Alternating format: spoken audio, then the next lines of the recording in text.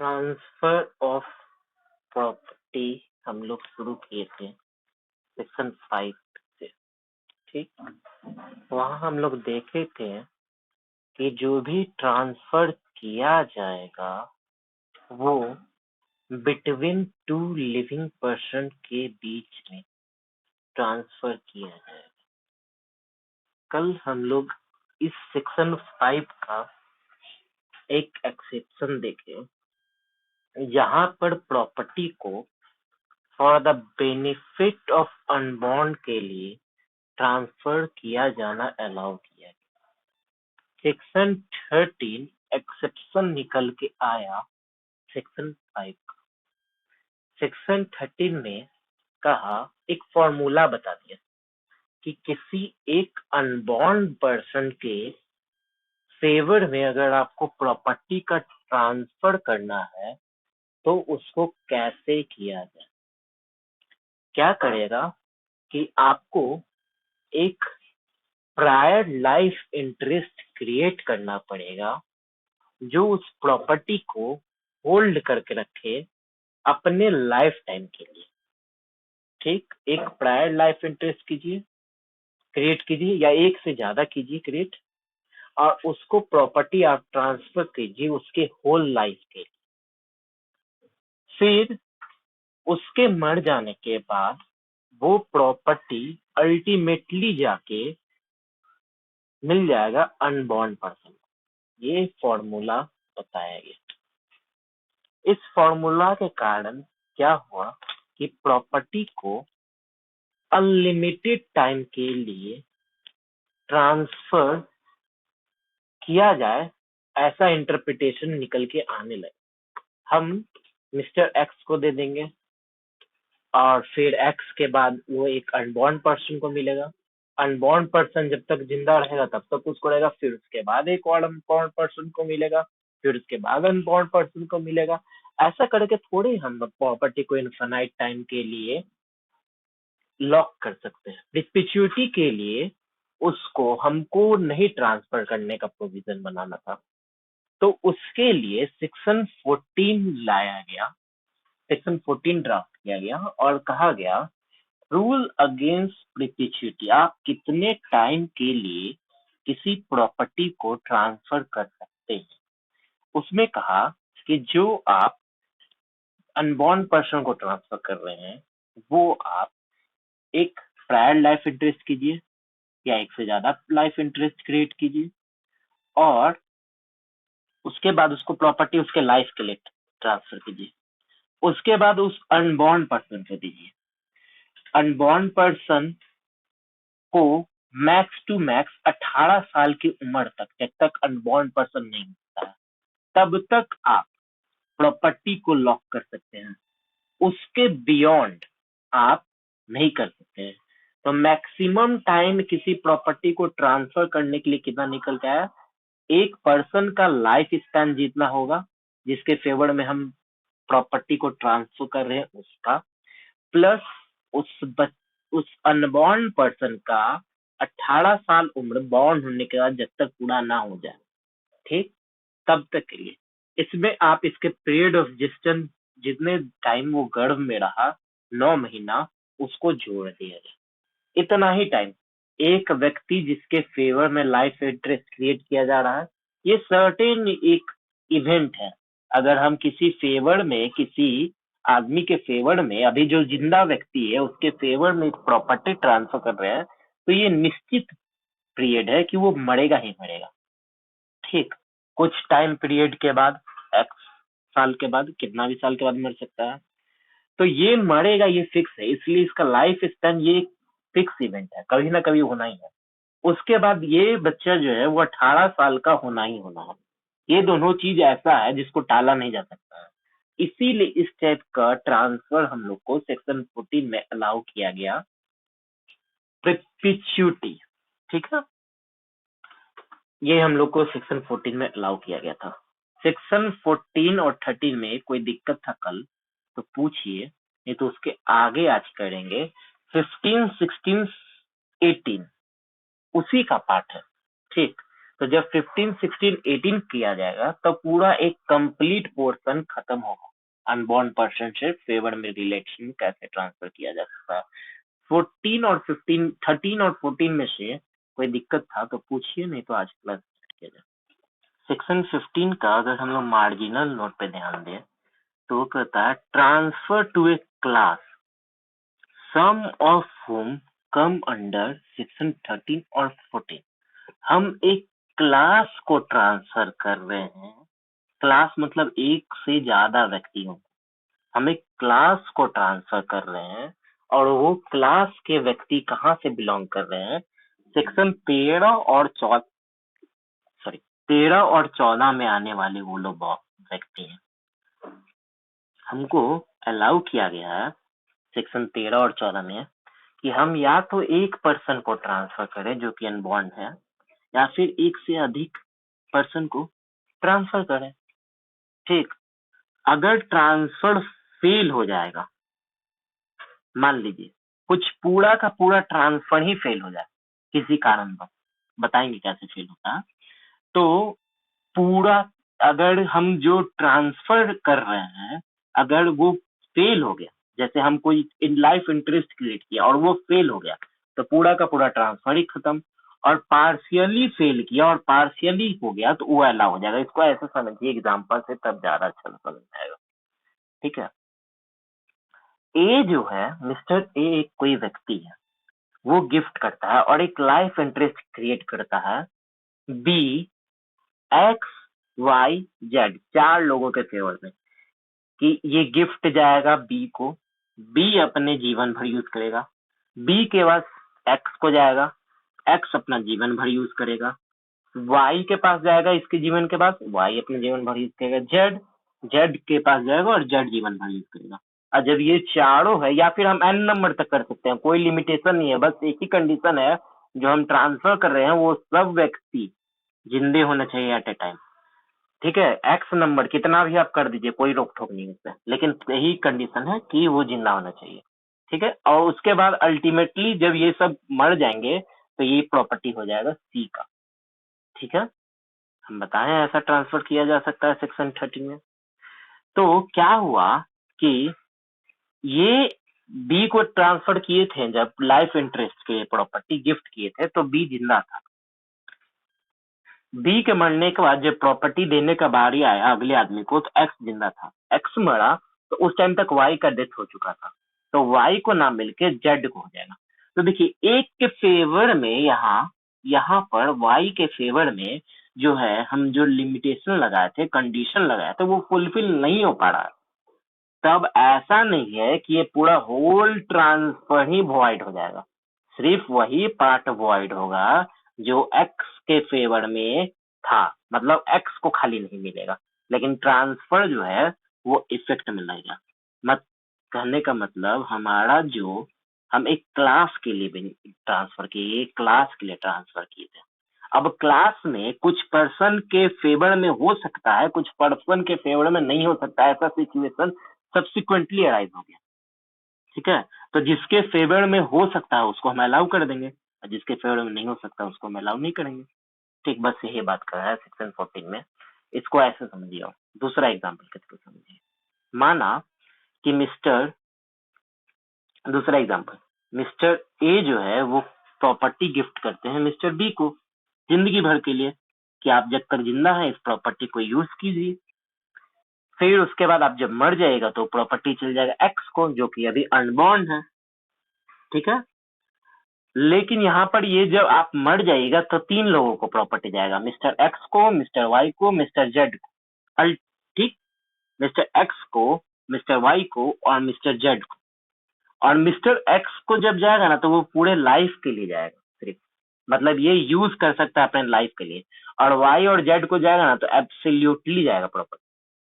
हम कहे हैं सेक्शन 13 में एक रूल बताए थे कि जब भी प्रॉपर्टी जो है ट्रांसफर किया जाएगा तो अनबॉर्न पर्सन के फेवर में जब भी ट्रांसफर होगा वो लाइफ इंटरेस्ट के लिए नहीं क्लियर करना, हमको एब्सोल्युटली ट्रांसफर करना है, मतलब इसको ओनरशिप दे देना है। हम यहाँ पर इसको एक्स को क्या दे रहे हैं, कह रहे एक्स खाली लाइफ टाइम के लिए यूज करेगा और इन दोनों को ओनरशिप दे देगा। तो ऐसा कंडीशन जो है वो माननीय नहीं है सेक्शन 13 के अनुसार। तो सिर्फ इसके फेवर में ट्रांसफर इफेक्ट नहीं लेगा, इस दोनों को मिलेगा, इसको नहीं मिलेगा, इस दोनों को मिलेगा। ठीक है, यही कह रहा है कि क्लास ही के लिए हम ट्रांसफर कर रहे हैं, तो उसका इफेक्ट क्या होगा अगर उस क्लास के कुछ पर्सन ऐसा है जिसके फेवर में ट्रांसफर इफेक्ट नहीं ले सकता है, तो कहेगा जिसके फेवर में ट्रांसफर इफेक्ट नहीं ले सकता है उसको मत दो, अब जिसके फेवर में ले सकता है उसको तो दो। एक एग्जांपल और समझ, ठीक, ए जो है वो ट्रांसफर करता है गिफ्ट का बी को फॉर लाइफ, ठीक है। उसके बाद प्रॉपर्टी जो है वो एब्सोल्युटली ट्रांसफर कर दिया जाएगा एक्स वाई जेड को। कंडीशन लगा रहा है कि इसको 18 साल की उम्र में मिल जाएगा, इसको 18 साल की उम्र में मिल जाएगा, और जेड जो है उसको 21 साल की उम्र में मिलेगा। सेक्शन 14 के अनुसार हम कितना मैक्सिमम लॉक कर सकते थे? अनबॉर्न पर्सन जब तक 18 साल का है तभी तक मैक्सिमम लॉक कर सकते थे। तो सेक्शन 14 के हिसाब से ये जो है नहीं होना चाहिए, तो इसको नहीं मिलेगा। तो कहा कि ठीक है, आपका सेक्शन 15 के हिसाब से इस दोनों को आप दे दीजिए और इसको मत दीजिए।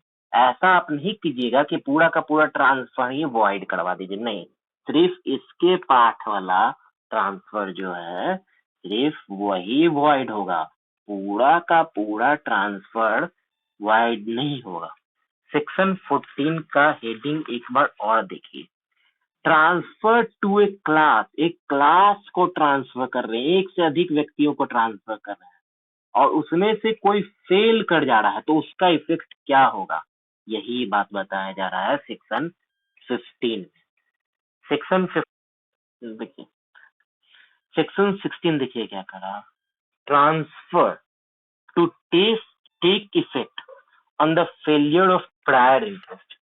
हमने किसी टाइप का प्रायर इंटरेस्ट क्रिएट किया था सेक्शन 13 और 14 के अधीन में रहते हुए, ठीक, और वो इंटरेस्ट जो है वो फेल कर जा रहा है किसी कारण से, तब उसका ट्रांसफर पर क्या इफेक्ट होगा, तो उसका ट्रांसफर पर क्या इफेक्ट होगा उसके बारे में हम लोग चर्चा कर रहे हैं सेक्शन 16।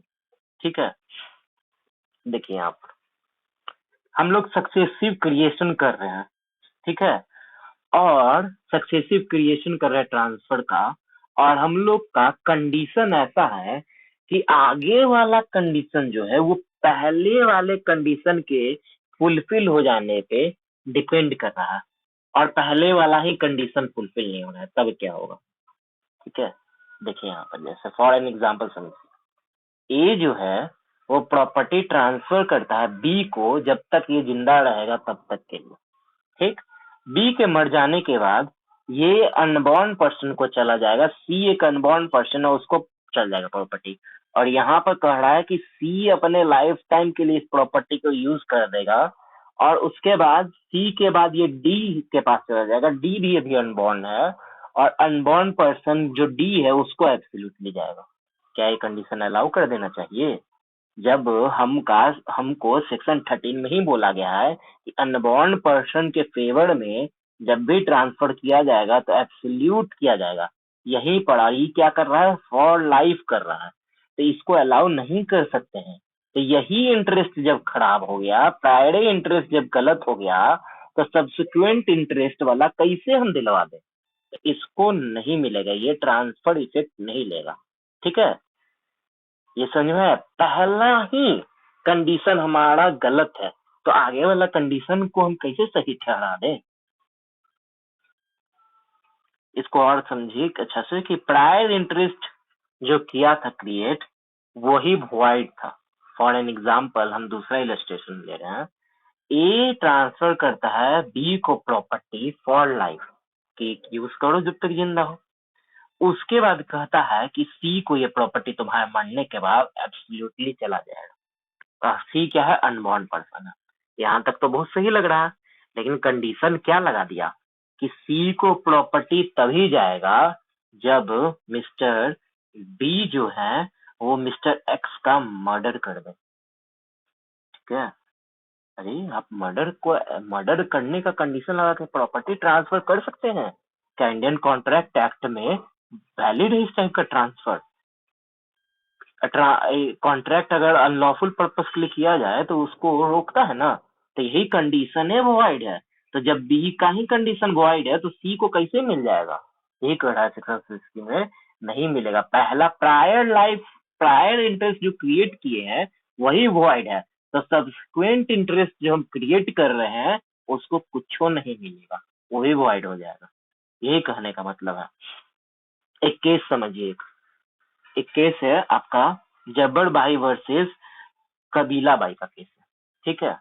इसमें ए जो है वो ट्रांसफर करता है प्रॉपर्टी बी को लाइफ टाइम के लिए, और बी को बी के मर जाने के बाद वो प्रॉपर्टी जाएगा एक्स को और वाई को, ठीक है, इंडिपेंडेंटली आधा आधा मान लीजिए।